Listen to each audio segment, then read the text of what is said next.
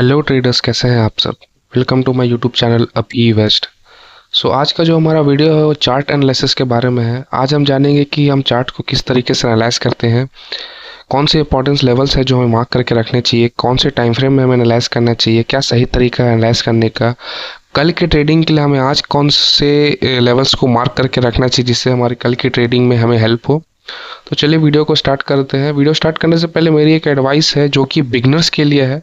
अगर आप इस वीडियो में बिगनर्स हो तो आप लोगों को चार्ट एनालाइज करने के लिए आप लोगों को कुछ करना नहीं है।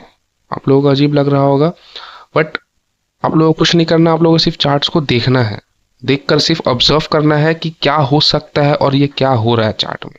आप इस चीज को कम से कम महीना 2 महीना करो, आपको देखना खुद कुछ ना कुछ आपको चार्ट में जरूर समझ आएगा।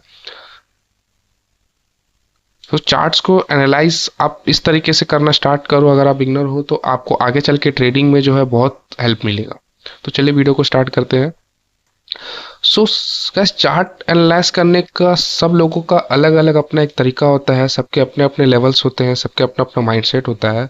मेरा जो माइंडसेट्स है, मैं डिफरेंट टाइम फ्रेम्स में अपने एनालाइज करता हूँ। Time frame in the sense, time frame बहुत टाइप के होते हैं मार्केट में, जैसे डेली टाइम फ्रेम हो गए, 4 आवर टाइम फ्रेम हो गया, 1 आवर टाइम फ्रेम हो गया, 30 मिनट टाइम फ्रेम हो गया। बहुत टाइप्स ऑफ टाइम फ्रेम, लेकिन इंपॉर्टेंट्स कुछ ही होते हैं जिनमें हम ट्रेड करते हैं या एनालाइज करते हैं। टाइम फ्रेम डिपेंड करता है कि आप किस टाइप पे ट्रेड करते हो। अगर आप एक स्विंग ट्रेडर हो तो आपको बड़े टाइम फ्रेम में एनालाइज करना पड़ता है, और ट्रेड भी आप बड़े टाइम फ्रेम में ही करते हो, जैसे कि डेली टाइम फ्रेम हो गया, 1 आवर टाइम फ्रेम हो गया, 4 आवर टाइम फ्रेम हो गया। और अगर आप एक ऑप्शन ट्रेडर हो, इंट्राडे ट्रेडर हो, तो आपका जो एनालिसिस होता है 15 मिनट टाइम फ्रेम में होता है, 30 मिनट में होता है, या 1 आवर में होता है। और आप जो ट्रेड लेते हो वो आपका 5 मिनट में होता है, 3 मिनट में होता है। तो डिफरेंट ट्रेडर्स के डिफरेंट टाइम फ्रेम्स होते हैं एनालाइज करने के और ट्रेड करने के। सो अगर आप एक ऑप्शन ट्रेडर हो और आप एक स्विंग ट्रेडर हो, तो कोई भी ट्रेडिंग का जो एनालिसिस होता है वो हाई टू लो ही स्टार्ट होता है। जैसे कि आप बड़े टाइम फ्रेम से छोटे टाइम फ्रेम में आते हो एनालाइज करते करते, क्योंकि आप जानते हो जितने ही बड़े प्लेयर्स होते हैं, बिग प्लेयर्स होते हैं, वो बड़े टाइम फ्रेम में अपनी ट्रेडिंग करते हैं और अपने ट्रेड्स को बड़े टाइम फ्रेम में एग्जीक्यूट करते हैं। तो चलिए हम भी आज एनालाइज करते हैं कि किस तरीके से ट्रेड किया जाता है। सबसे पहले हम डेली टाइम फ्रेम से स्टार्ट करते हैं। अगर आप डेली टाइम फ्रेम में देखोगे तो ये निफ्टी का डेली टाइम फ्रेम का चार्ट है। डेली टाइम फ्रेम अगर आप देखोगे तो जो मार्केट है वो अच्छा खासा अप ट्रेंड में ही है। और यहाँ पे अगर आप देखोगे तो 3 दिन पहले मार्केट ने एक अच्छा खासा इंगल्फिंग कैंडल यहाँ पर क्लोज किया है। इस रेड कैंडल को एक अच्छे खासे ग्रीन मारुबोजो कैंडल ने इनगल्फ किया है विद अ पावरफुल वॉल्यूम। सो मेरे अकॉर्डिंग जैसा मुझे मार्केट लग रहा है कि आगे का मार्केट जो है वो बुलिश ही हो सकता है, ये डेली टाइम फ्रेम के अकॉर्डिंग है। बट अगर आप इसको और छोटे टाइम फ्रेम में जाओ, तो 1 आवर टाइम फ्रेम में जाओ, तो आपको दिखेगा कि 1 आवर टाइम फ्रेम में भी मार्केट एक अच्छे खासे अप मूव में ही है। देख सकते हो कि आप higher highs higher lows, higher high higher lows बनाते हुआ मार्केट ऊपर जा रहा है। बट यहाँ पे आपका एनालिसिस थोड़ा और चेंज हो जाता है, और कुछ आपको यहाँ पे अलग दिखता है। क्या, अगर आप देखोगे तो मार्केट में जो है यहाँ पर एक लिक्विडिटी निकाली है मार्केट।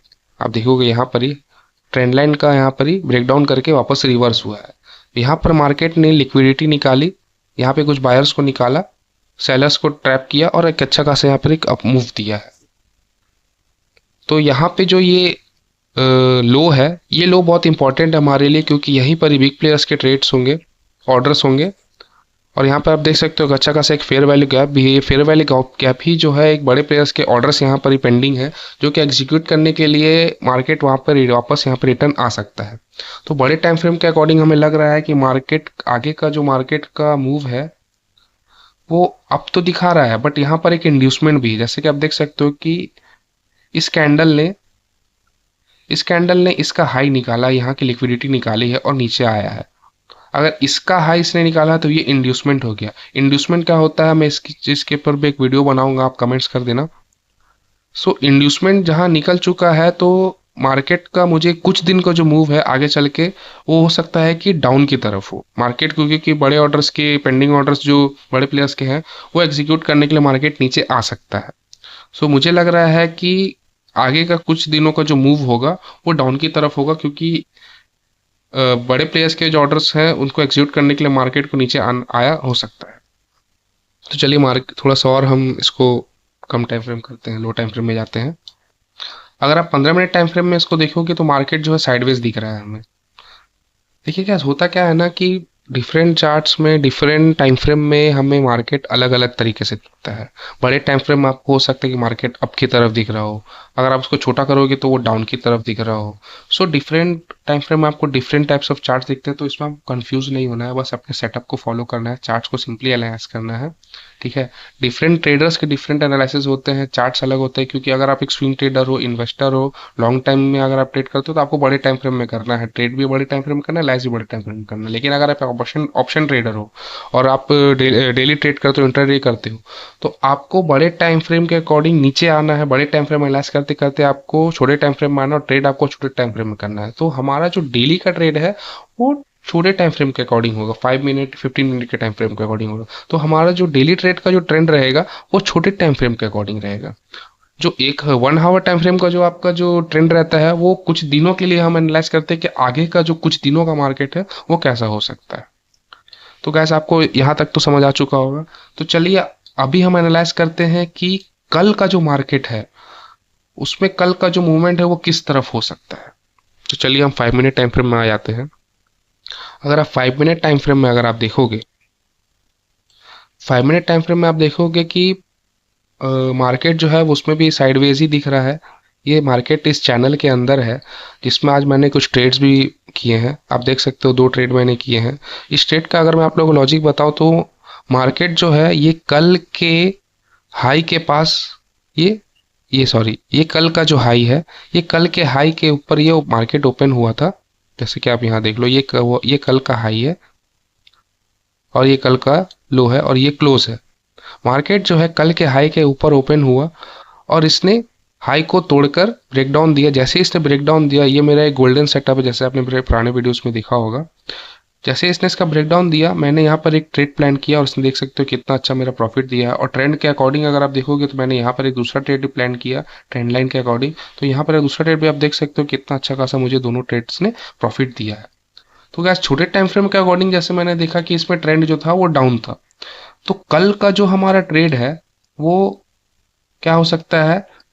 देखिए अगर आप कल के ट्रेड के लिए आज आप एनालाइज कर रहे हो तो सबसे पहले जो इंपॉर्टेंट लेवल्स हैं वो जो है हमें मार्क करने चाहिए। आज का हाई, आज का लो और कल आज का क्लोजिंग, जो आज की क्लोजिंग यहाँ पे है। मार्केट अगर कल के सॉरी आज के हाई के ऊपर क्लोज होता है और यहाँ अगर ये कंसोलिडेट कर देता है, होल्ड करता है, तो हो सकता है कि मार्केट थोड़ा सा ऊपर और जाए। और अगर मार्केट यहाँ से ओपन होकर रिवर्स हो जाता है तो मार्केट फिर आज की तरह भी साइडवेज, ये सॉरी साइडवेज बोल रहा हूँ, मार्केट आज की तरह भी फिर डाउन की तरफ आ सकता है। और मार्केट अगर आज के लो के नीचे खुलता है तो फिर मुझे जहां तक लग रहा है कि मार्केट और नीचे जा सकता है डाउन की तरफ। और अगर मार्केट इस कल आज के हाई और आज के लो के बीच रहा तो हो सकता है कि साइडवेज मूव दे, क्योंकि कल निफ्टी की एक्सपायरी भी है और कभी भी एक्सपायरी के पहले अगर एक अच्छा खासा ये मूव आ जाता है तो ज़्यादातर साइडवेज हो जाता है मार्केट। अगर साइडवेज रहा तो हम ट्रेड को हो थोड़ा सा अवॉइड करेंगे, क्योंकि आप जानते हैं कि ऑप्शंस पे थीटा डी के होता है और एक्सपायरी के दिन थीटा डी के बहुत ज़्यादा होता है। तो आप ट्रेड करोगे, ट्रेड डालोगे, अगर मार्केट कहीं नहीं जाता तो वैसे भी आपका कैपिटल जीरो हो जाएगा। अगर आप ट्रेड करते भी हो तो आपको स्कैल्पिंग करना है, कुछ थोड़ा बहुत प्रॉफिट निकाल के आपको मार्केट बंद कर देना है। सो मुझे जहां तक कल का मार्केट लग रहा है कि वो डाउन की तरफ जा सकता है, हो सकता है।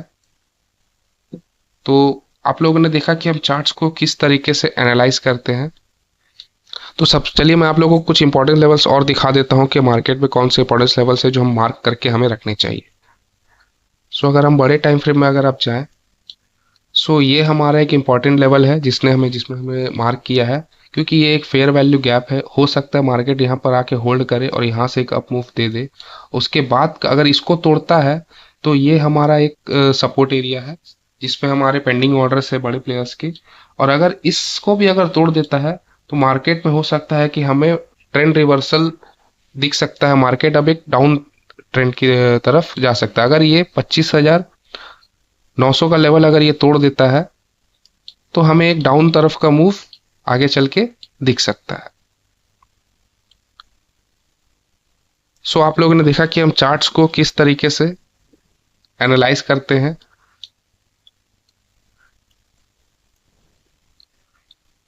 सो इसी तरह आप चार्ट्स को एनालाइज करिए।